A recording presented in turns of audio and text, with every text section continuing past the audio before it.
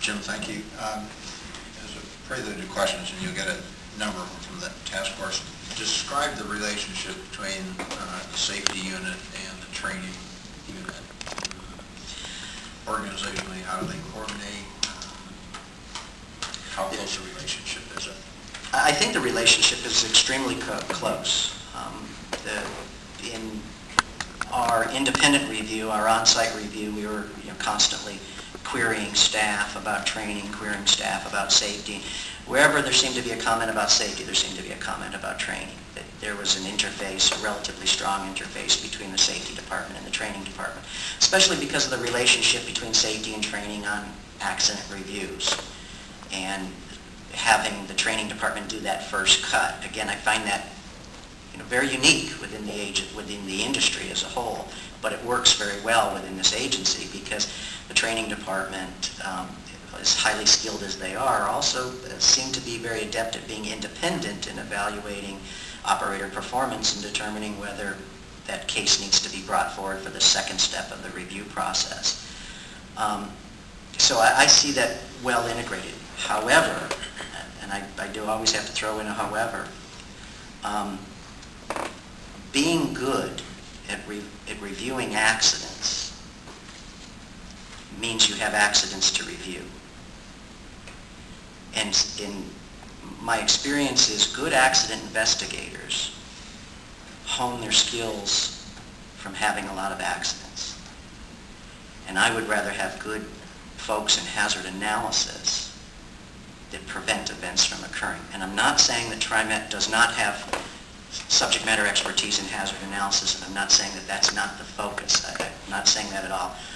But I would love to see in TriMet as hardy a hazard analysis process as we have with our third step reviews, our TCRC activities. I think fruit will be immediately born from the implementation of a strong and cogent hazard analysis process. It's a strong process. There is a process within the agency now. I believe, from my experience so far, and from the documentation that I've reviewed, the interviews that I've conducted, sir, that it is a process. It's not an emphasized process. It's not the heart. It is the center of a universe of system safety in which all other planets revolve around hazard analysis. That's what our trainers should be training for. That's what our road supervisors should be looking at. That's what our operators should be making contacts about. And then you have to have a staffed safety department to be able to address 3,000 safety professionals at TriMet identifying hazards. That's a huge amount of information that will be flowing to some entity, and that would be the safety department. I do not feel that the safety department at this time could handle that amount of information flowing to them. Where do they fit in the organization, the safety department? To whom do they report? The safety department currently is under a reorganizational view, and I believe the end goal of the reorganization would be to have the Director of Safety and Security report to the executive.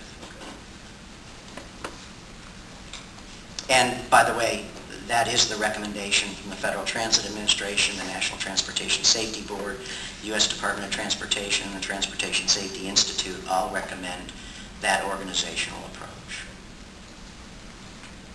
And a clarification by reporting to the executive. In TriMet's case, you'll be reporting to the general manager. General manager, yes, sir.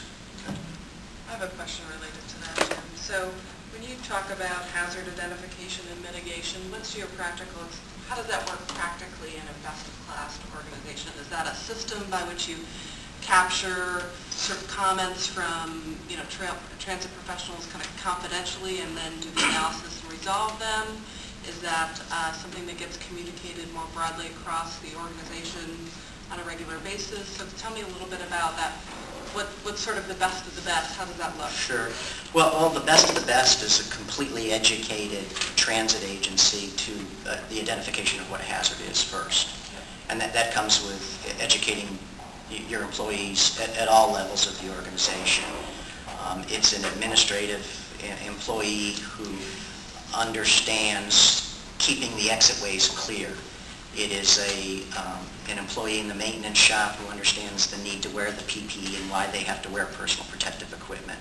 It's a bus operator who understands that being down on schedule because of road hazards is not a bad thing. So the first step in this process is a bottom-up and top-down education to hazard. An introduction in all new employee training is a benchmark. Some agencies do that. And then also understanding that the safety department is not the water bearer for all safety activities within an organization. It cannot be done.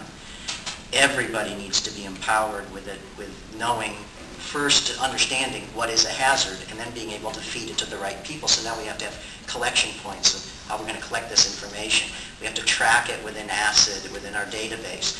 We have to then be able to analyze it to determine trends and analysis and focus the few dollars that we have in our transit organization towards those areas that are going to bear the most fruit. Is it a left-hand turn problem? Is it a right-hand turn problem? Is it a hazard of sight at night due to lighting? That would be data that would exist that I could then query through a formal query in my database, and then I can focus my training efforts as such to those areas. So then what about, sorry, I'm kind of hogging your microphone, but so when let's say you've done that sort of work, then how does the communication process exist in the agency, sort of, not celebrating success, but, talking and reminding employees at every level, not just sort of up front, but we're working on these issues, we're identifying them up front and resolving them to be hazard mitigation as opposed to, you talked about that reactive mode. Sure. Yes, ma'am. Well, if I could replay the tape that you just said, that would be the way I would communicate it. Here are the number of hazards that we've identified. Okay.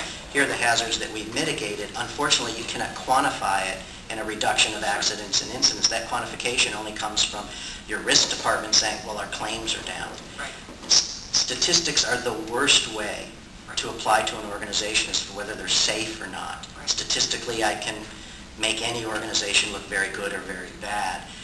What you really base the genesis of a strong safety program is whether people are applying it in their day-to-day operations. You do that through auditing, through inspections, through spot observations, defect reports, and that's part of building a strong safety culture.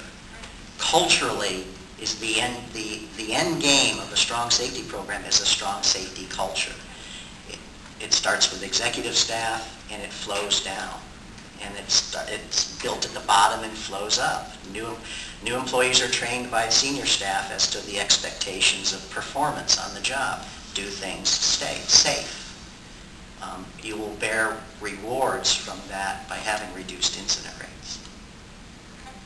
Was there any analysis on, it's really interesting to approach it from this hazard prevention perspective, what are the implications for interdepartment or non-agency relations such as Bureau of Transportation, the police department, etc.? And was there any analysis of what's going on now in terms of that, and what recommendations would need to be in place in order to make sure that communication and that the workflow is working that way as well? Our analysis did not get to that level. We stayed strictly within the organization. We didn't venture outside into the local influence of codes and standards that are city, county, or state-based. We did spend some time with Transit Police to talk about the assessments or the applications of the policing side of hazard analysis, which is a threat and vulnerability analysis, or TVA. And from the policing side of the house, they're applying more of a proactive policing approach, which is more visual deterrent than looking at things like crime prevention through environmental design, engineering out the security events by designing against crime. And you can do that through engineering techniques. We're not at that level, this organization, at this time. So there's some fruit that can be born there also. Again, more reactionary than proactivity on the policing side. And again, from local codes and municipal codes, we did not get to that level at this point, no, sir. Jim, maybe not a fair question, but we have that luxury for here and you're there. And with I guess it's a question about whether or not, in the course of this study, you had the opportunity to look at cause and effect issues here. If you went back, for example, pick some time, this agency's been multimodal, I guess, since 1986 by definition. If you went back 5, 10, or 25 years and you looked at the incidence of accidents or events, we had some discussion about what we're going to call these things. If you did that, were you able to determine cause and effect? Are there patterns about what caused the most serious accidents or accidents generally? Is it route design? Is it operator training? Is it equipment design?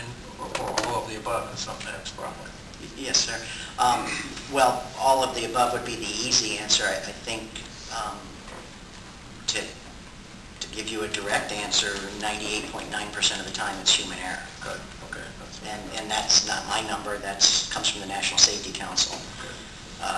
So the Safety Council is extremely vigilant in tracking transportation-related incidents and events, as well as the Federal Transit Administration through the National Transit Database. And human error is truly at the apex of the pyramid for the causal factor. During your assessment, what type of activities did you see to drive the job hazard analysis you spoke of directly down to the frontline folks, the drivers, during your assessment?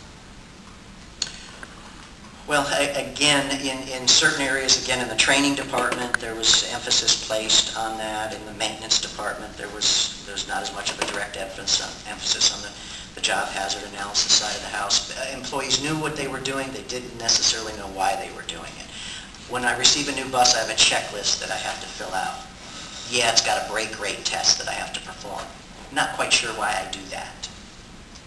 That needs to be linked back to that hazard analysis that directly relates to a safety performance initiative. So in some areas, it's very clearly defined and a very clear understanding of why we do what we do. Again, the training department and the safety department have a clear understanding of what they're doing and the direct relationship and effect on the job. But in some of the other line performance functions like maintenance, it's not necessarily as clearly defined in that staff when we interview.